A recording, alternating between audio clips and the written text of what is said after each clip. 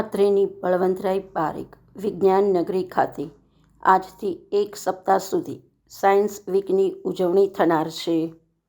શહેર જિલ્લાની શાળાઓ અને કોલેજના વિદ્યાર્થીઓ તેમજ વિજ્ઞાન પ્રત્યે રુચિ ધરાવતા લોકો માટે વિજ્ઞાન નગરી કાર્યરત છે.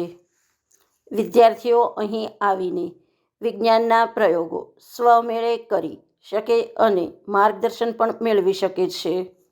અને આ માટે અત્રે વિષય આધારિત પ્રયોગશાળાઓ તેમજ જ્ઞાન સાથે ગમ્મત આપતી રમતો પણ છે.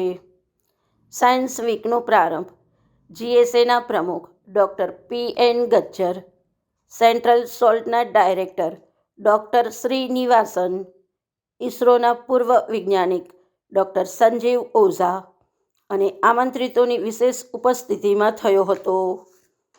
વિજ્ઞાન વીકની ઉજવણી તારીખ 22થી 28 દરમિયાન ચાલનાર છે.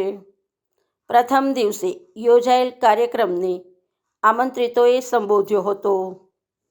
વિદ્યાર્થીઓ વિજ્ઞાનની ગોખણપટ્ટીના બદલે પ્રયોગ થકી સમજે તેવા ઉમદા હેતુ સાથે યોજાયેલ સાયન્સ વીક વિશેની માહિતી વિજ્ઞાન નગરીના ટ્રસ્ટી શ્રી ચેતનાબેન કોઠારીએ આપી હતી.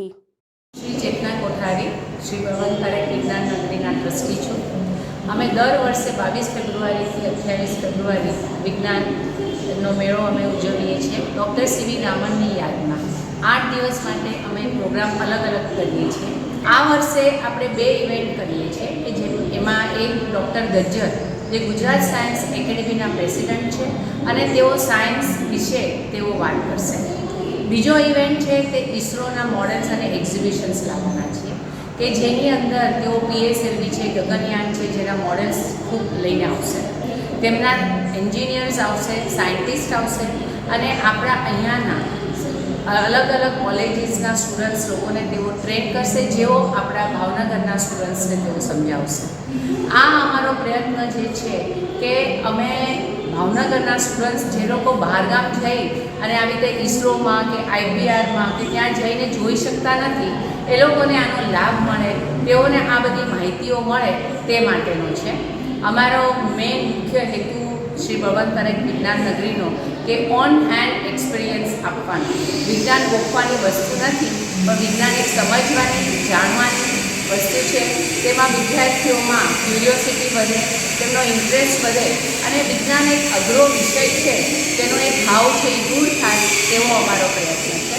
તમે સૌ વિજ્ઞાન નગરીમાં 22થી 28 ફેબ્રુઆરીમાં વિજ્ઞાન મેળામાં આવજો, એવું હાર્દિક અમારું સ્વાગત છે. હું મહેંદી સ્કૂલમાં એક ટીચર છું અને મહેંદી સ્કૂલમાંથી અમે આવ્યા છીએ. આજે અમારા બાળકો સાયન્સ સિટીમાં આવ્યા. એ લોકોને ઘણો બધો આનંદ થયો, ઘણું નવું જાણવા મળ્યું, બધી જ વસ્તુનો ખ્યાલ આવ્યો અને કેવી રીતે એ લોકો બધું જાણ્યું. અને સર પાસેથી, મેડમ પાસેથી કેટલાક એવા સવાલો પૂછ્યા કે જે એમને ખબર નહોતી, એના વિશે પણ ઘણી બધી ખબર પડી. આ બાબતે અમને પણ બહુ સરસ ગમ્યું. 2024 April, we organized a program called as 1 week 1 lab program.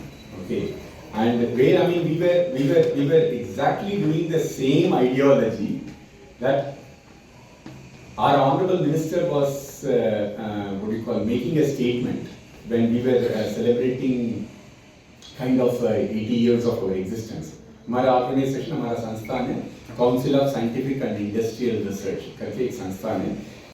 Whether it is on microbes or whether it is on aviation or whether it is on chemicals or whether it is on biotechnology or whether it is on steel and structures or whether it is on road or whether it is on mechanical engineering or whether it is on biology, any domain of your science जो आप लोग अभी text book में पढ़ रहे हैं, इस सब टेक्स्ट बुक्स में जो पढ़ रहे हैं उसका रिसर्च करने के लिए CSIR में all these 37 labs are providing opportunity to experiment your thinking.